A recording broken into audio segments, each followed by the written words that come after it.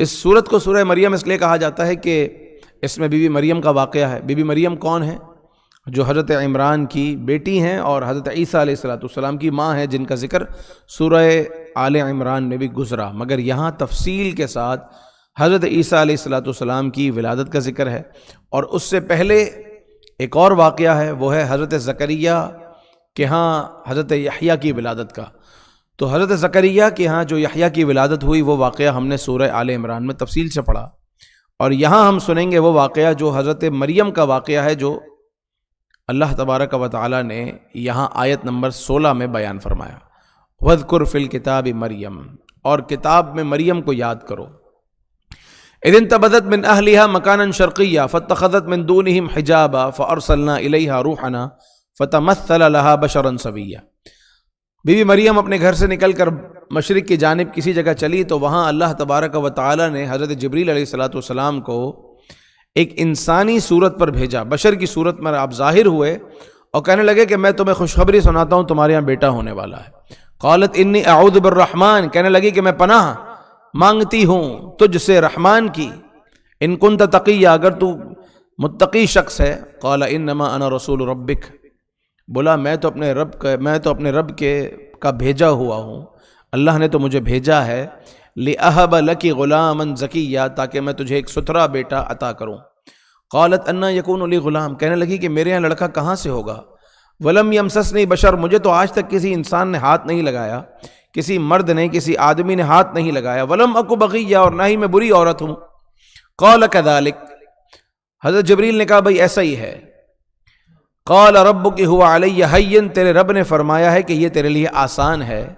وَلِنَجْعَلَهُ آیَةً لِلنَّاسِ وَرَحْمَةً مِنَّا وَكَانَ أَمْرًا مَقْضِيًّا، حمل ٹھہر گیا۔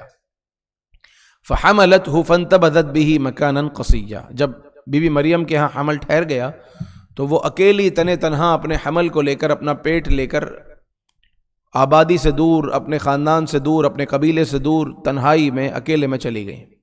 کہاں چلی گئیں؟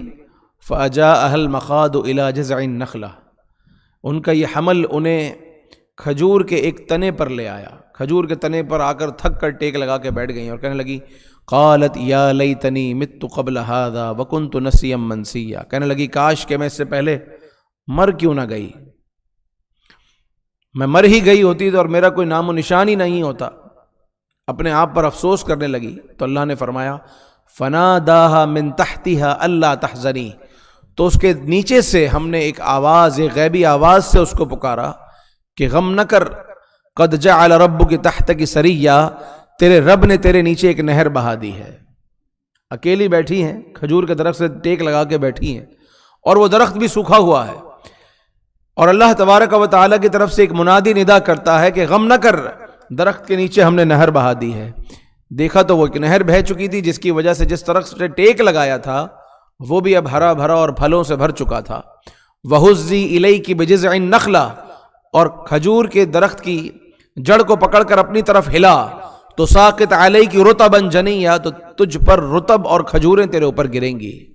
فکلی واشربی وقری عینا، تو کھاؤ اور پی اور اپنی آنکھیں ٹھنڈی رکھ۔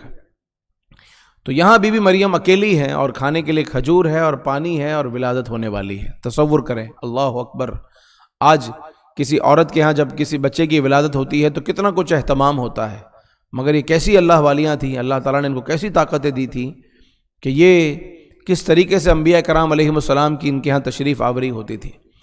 لیکن اللہ تعالیٰ نے ان کے لیے پانی کا اہتمام اور کھجور کا اہتمام کر دیا۔ آج بھی کہا جاتا ہے کہ جو خواتین ان مخصوص وقت سے گزر رہی ہوں، حاملہ ہو، تو انہیں کھجور استعمال کرنی چاہیے۔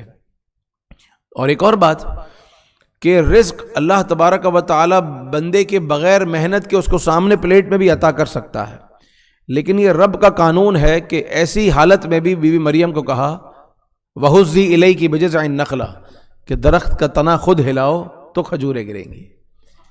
یہاں ایک بات یہ ہے کہ جو لوگ یہ سمجھتے ہیں کہ جو رزق ہمارے مقدر میں وہ تو ہمیں مل کر ہی رہے گا، تو بی بی مریم نے بھی درخت کا تنا ہلایا تھا تو رزق ملا تھا۔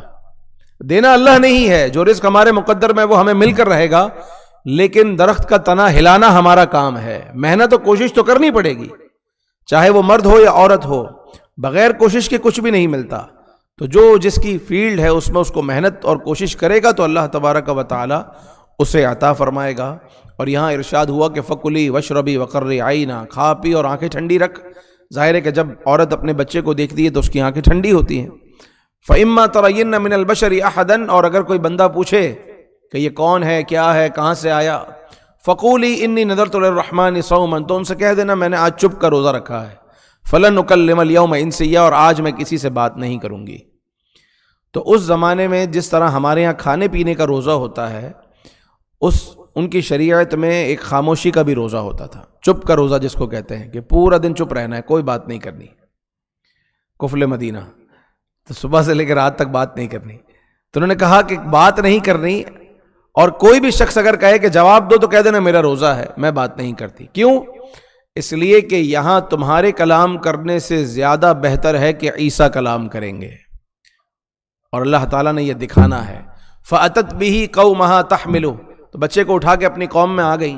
قَالُوا يَا مَرْيَمُ لَقَدْ جِئْتِ شَيْئًا فَرِيًّا، کہنے لگے اے مریم یہ تو نے بہت برا کیا۔ یا اخت ہارون، اے ہارون کی بہن، مَا كَانَ أَبُوكِ امْرَأَ سَوْءٍ وَمَا كَانَتْ أُمُّكِ بَغِيًّا، نہ تیرا باپ برا آدمی تھا نہ تیری ماں غلط تھی، کیسے بچہ لے کر آ گئی؟ فَأَشَارَتْ إِلَيْهِ، تو بی بی مریم نے حضرت عیسیٰ کی طرف اشارہ کیا، اسی سے پوچھ لو بچے سے۔ قالوا کیف نکلم من کان فی المہد صبیا، تو وہ کہنے لگے یہ بچہ کیسے بات کرے گا، یہ تو گود میں ہے، چھوٹا سا بچہ ہے، یہ 1 دن کا بچہ ہے۔ تو یہ بات ابھی چل ہی رہی تھی کہ حضرت عیسیٰ علیہ السلام نے کلام کیا اور ارشاد فرمایا قال انی عبد اللہ، بچے نے فرمایا میں اللہ کا بندہ ہوں، آتانی الکتاب وجعلنی نبیا، اللہ نے مجھے کتاب بھی عطا کی ہے اور مجھے اپنا نبی بنایا ہے۔ تو حضرت عیسیٰ علیہ السلام نے دنیا میں آنے کے بعد جو پہلی بات کی ماں کی گود میں، وہ کیا تھی؟ انی عبد اللہ، میں اللہ کا بندہ ہوں، اللہ کا بیٹا نہیں ہوں، کیونکہ پتا تھا کہ بعد میں اس قوم نے مجھے اللہ کا بیٹا بنا دینا ہے۔ تو جو سب سے یہ بھی کہا جا سکتا تھا کہ میں عیسیٰ ہوں، عیسیٰ ابن مریم ہوں، لیکن سب سے پہلی جو بات کی وہ یہ کہ انی عبد اللہ، میں اللہ کا بندہ ہوں، آتانی الکتاب وجعلنی نبیا، اللہ نے مجھے کتاب دی ہے، مجھے اپنا نبی بنایا ہے، وجعلنی مبارکا اینما کنت، اور مجھ پر مبارکباد ہے، میں جہاں بھی رہوں میں مبارک ہوں، واوصانی بالصلاۃ والزکاۃ ما دمت حیا، اور مجھے نماز اور زکوٰۃ کی تاکید فرمائی گئی ہے جب تک جیوں۔ اللہ نے مجھے یہ کہا ہے، مجھے یہ کہا گیا ہے کہ میں نماز اور زکوٰۃ کا اہتمام کرتا رہوں، وبرم بوالدتی، اور اپنی ماں سے اچھا سلوک کرنے والا، ولم یجعلنی جبارا شقیا، اور میں سخت جابر ظلم کرنے والا اور ایسا نہ بنوں۔ والسلام علی یوم ولدت، اور سلام ہو اس دن پر جس دن میری ولادت ہوئی، ویوم اموت، اور جس دن میرا انتقال ہوگا، ویوم ابعث حیا، اور جس دن میں زندہ اٹھایا جاؤں گا، ان دنوں پر سلام ہو۔ تو حضرت عیسیٰ علیہ السلام نے تو خود اپنے ولادت کے دن پر خود سلام بھیجا ہے، تو اگر آج عاشقان رسول نبی پاک صلی اللہ علیہ وسلم کے یوم ولادت پر سلام بھیجے تو بھلا کیا برا ہوا۔ یہ تو عیسیٰ علیہ السلام نے کیا کہ اپنے یوم ولادت پر ہی بھیجا نا، والسلام علی یوم ولدت، اپنے آپ پر سلام بھیجنے سے پہلے انہوں نے اپنے یوم ولادت پر سلام بھیجا کہ سلام ہو اس دن پر جس دن میں پیدا ہوا، اور سلام ہو اس دن پر جس دن میرا وصال ہوگا، اور سلام ہو اس دن پر جس دن میں زندہ اٹھایا جاؤں گا۔ ذالک عیسیٰ ابن مریم، یہ ہیں عیسیٰ ابن مریم، قول الحق، سچی بات کرتے ہیں، الذی فیہ تمترون، جس میں تم لوگ شک کرتے ہو، انہوں نے سچ جو بات ہے وہ سنا دی۔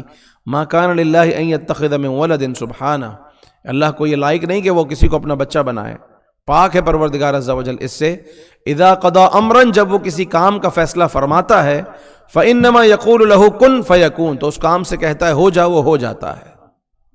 یہ تھے عیسیٰ ابن مریم کی تفصیلی ولادت کا واقعہ، بی بی مریم کا واقعہ جو سورہ مریم میں موجود ہے، اور اسی وجہ سے اس کو سورہ مریم کہا گیا۔